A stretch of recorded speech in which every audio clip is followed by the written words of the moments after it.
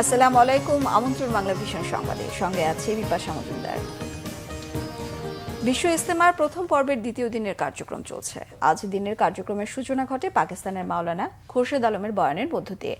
উর্দু ভাষায় দেয়া বয়ান তর্জমা করে শোনান বাংলাদেশের মাওলানা ওবায়দুর রহমান। গতকাল দিনভর ইজতেমায় বয়ান তালিমের মধ্য দিয়ে কেটেছে, আর আজ বয়ান ও খিত্তা ভিত্তিক তালিমের সাথে পাশাপাশি বাদ আসর যৌতুকবিহীন বিয়ে পড়ানো হবে। শীতের তীব্রতা কিছুটা কমে যাওয়ায় ইজতেমায় মুসল্লিদের চলাফেরা অনেকটা স্বাভাবিক হয়েছে। এদিকে রাতে বার্ধক্যজনিত কারণে ইজতেমায় আগত আরও এক মুসল্লির মৃত্যু হয়। তিনি হলেন হবিগঞ্জের বাহুবল উপজেলার রাঘবপুর এলাকার ইয়াকুব আলী। এ নিয়ে ইজতেমায় ৩ মুসল্লির মৃত্যু হলো। আজ সকাল 10টা থেকে খিত্তায় ওলামা, মাদ্রাসা শিক্ষার্থী সহ সমাজের বিভিন্ন শ্রেণী পেশার মানুষের মাঝে আলাদাভাবে বয়ান হবে। ওলামাদের উদ্দেশ্যে বয়ান করবেন ভারতের মাওলানা ইব্রাহিম দেওলা। পরে বাদ আসর কাকরেল মসজিদের ইমাম মাওলানা মোহাম্মদ জোবায়ের বয়ান করবেন। দর্শক, ইজতেমার খবর সংগ্রহে টঙ্গিতে রয়েছেন সহকর্মী মুবাশির আহমেদ, যুক্ত হচ্ছি তার সঙ্গে। মুবাশির, ইজতেমার এখনকার অবস্থা আপনি কেমন দেখছেন, আর সেখানকার পরবর্তী কর্মসূচি সম্পর্কে তথ্য জানাবেন। বিপাশা, আমি এই মুহূর্তে রয়েছি ইজতেমা ময়দানের যে গাজীপুর মেট্রোপলিটন পুলিশের যে বক্স, সেই বক্সের সামনে। আসলে এখানে কিছুক্ষণ আগে গাজীপুর মেট্রোপলিটন পুলিশের পক্ষ থেকে একটি প্রেস ব্রিফিং করা হয়েছে। সেখানে জানানো হয়েছে যে আগামীকাল যে আখেরি মোনাজাত রয়েছে তাকে কেন্দ্র করে তারা কিন্তু নিরাপত্তা ব্যবস্থাকে নিশ্চিহ্ন করার চেষ্টা করছে। তারই একটি লক্ষ্য হিসেবে তারা আগামীকাল আসলে যে আমাদের ভোগড়া যেই বাইপাস রয়েছে সেই বাইপাস থেকে কিন্তু গাড়িগুলোকে ডাইভার্ট করে দেওয়ার একটা কথা বলেছে।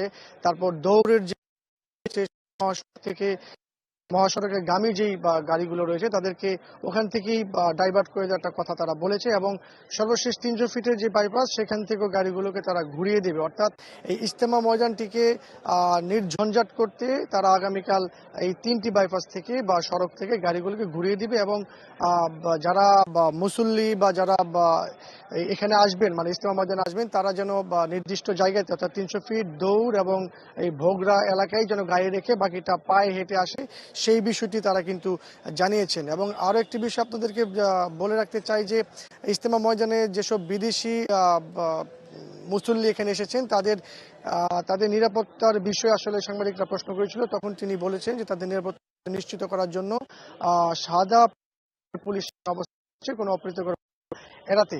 এছাড়া পুলিশের পক্ষ থেকে আরেকটা বিষয় জানানো হয়েছে যে যেই আতঙ্কের বিষয়, আসলে এখানে আতঙ্কের কোনো বিষয় নাই, তবে যারা ফুটপাতে বা বেচা বিক্রি করছে বা যারা ভিক্ষুক তাদেরকে এক ধরনের সতর্ক দৃষ্টিতে রাখা হচ্ছে যাতে কোনো প্রকার অপ্রীতিকর ঘটনা না ঘটে।